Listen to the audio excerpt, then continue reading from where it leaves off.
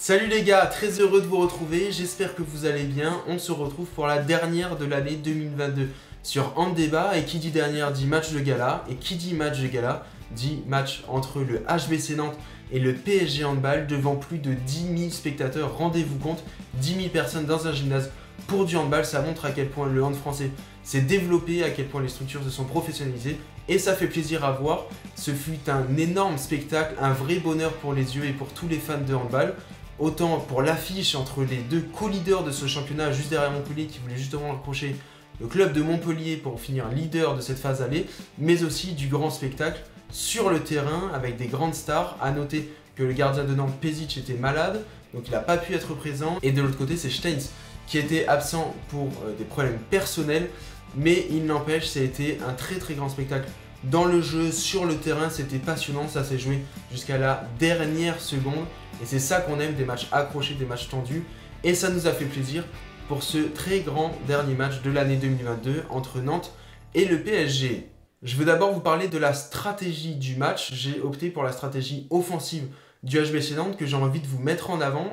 C'est une stratégie qui s'est basée notamment sur les arrières, puisque comme vous le voyez, il y a eu énormément de buts sur la phase arrière, des buts venus des 9 mètres.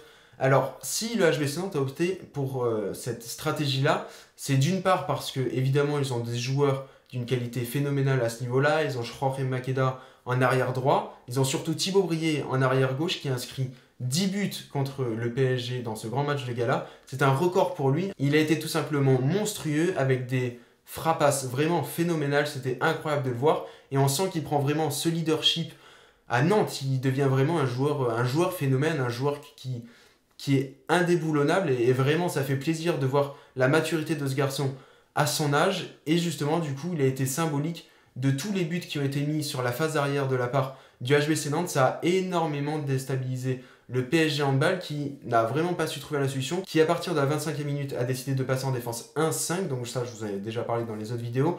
Là c'était Toft Tansen à la 25e minute qui était monté, puis après il y a eu Gréby. Ça a un peu gêné Nantes, mais franchement les tirs de 9 mètres ont été délicieux de la part des Nantais et ça a marché tellement de fois que ça montre vraiment qu'il y avait une volonté de tirer de loin et ça a justement permis aux Nantais d'être devant sur le début de la première mi-temps et sur le début de la seconde mi-temps. Ils l'ont fait plusieurs fois, alors évidemment tout n'a pas été réussi, mais c'est quand même une stratégie à mettre en avant parce qu'elle a plutôt fonctionné. Maintenant je vais vous parler du joueur de ce match, je vais vous parler de Sadoun Tanzi, le demi-centre parisien qui était phénoménal. Franchement, je ne l'ai jamais vu à ce niveau-là sous le maillot du PSG, c'était merveilleux à voir jouer. Alors, petite remise en contexte, je vous l'ai dit tout à l'heure, Luc Steins s'était blessé, lui qui est le demi-centre indétrônable de cette équipe. Donc Raúl González avait décidé de mettre Nicolas Karabatic en demi-centre et Elohim Prandi en arrière-gauche au début du match. Puis franchement, ça n'a pas du tout fonctionné. Prandi portait beaucoup trop le ballon et Karabatic n'était pas assez incisif. À la 8e minute, il a décidé de changer son plan offensif en faisant rentrer Sadoun Tanzi en demi-centre. Il a laissé tout le match et ça a été une stratégie parfaite parce qu'à ce moment-là, Sadoun Tanzi rentre alors qu'il n'a pas forcément de référence, il n'a jamais fait de très gros matchs avec le PSG. Et là, dans un match de gala, juste avant les fêtes, dans le match dans lequel on l'attend, en l'absence de Luc Steins, il fait ses preuves. Franchement, il a été excellent. Il a été chercher des 7 mètres. Il a remonté la balle sur des contre-attaques comme on le voyait justement avec le néerlandais à l'époque. Ben là, c'est lui qui a pris les initiatives. Et c'est bien de voir des demi-centres comme ça. En plus, il a un physique qui est assez athlétique, il a un gabarit qui est plutôt petit, mais justement ce qui manquait avec lui c'était un peu ce côté technique qu'on voyait moins, on sentait qu'il était timide sur les matchs d'avant, mais là franchement il s'est révélé, c'était très impressionnant, et franchement bravo à lui parce que rentrer dans ce contexte-là, à la 8e minute, dans un match avec une ambiance folle quand même, il faut le dire, c'était une ambiance complètement dingue, et ben franchement il a réussi son pari, il a fait les passes au moment où il fallait les faire, il a fait des tirs très importants, et il a été hyper précieux, il a fait un 4/7, donc c'est pas des statistiques folles, mais heureusement qu'on ne compte pas que sur les statistiques, il y a aussi l'influence dans le jeu, et ben voilà, les montées de balles, l'intelligence de jeu, les passes rapides, franchement il a été parfait dans ce match contre Nantes, et c'est notamment grâce à lui que le PSG s'est imposé en fin de match. Justement, cette fin de match, elle a été quand même impressionnante, un dernier but de Elohim Prandi sur coup franc à la toute fin, alors que Nantes aurait pu éviter de se prendre ce but, et pour finir, un penalty à la toute dernière seconde,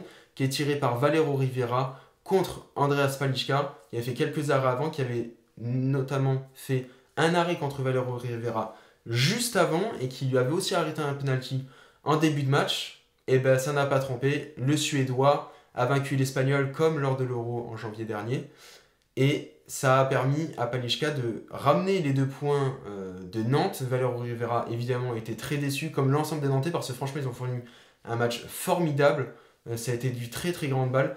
Et face à ce PSG, ça n'a pas suffi. Ils n'ont pas su vraiment enfoncer le clou pour mettre le PSG la tête sous l'eau. Et au final, ça fait une défaite à la fin pour Nantes, qui se retrouve 3e de championnat, à 2 points du PSG, qui du coup est co-leader avec Montpellier. Les deux ont 26 points. Nantes à 24 points, et c'est sur cette action qu'on va laisser la phase aller derrière nous. Une merveilleuse première partie de saison en Ligue Movistar League, on en attend une tout aussi belle en deuxième partie de saison. En tout cas, on est très heureux parce qu'il y a vraiment du beau jeu, il y a du suspense, il y a de très grandes équipes. En attendant, il y a le mondial masculin qui va se dérouler en Suède, justement, et en Pologne. On va laisser les sélections nationales faire leur boulot avant de retrouver la Ligue Movistar League en février. Sur ce, je vous souhaite de très belles fêtes de fin d'année, une très bonne année 2023 à vous. J'espère que vous serez toujours au rendez-vous. N'hésitez pas à vous abonner, à liker, à partager sur les réseaux sociaux, ça fera toujours plaisir. Et à très vite. Ciao tout le monde.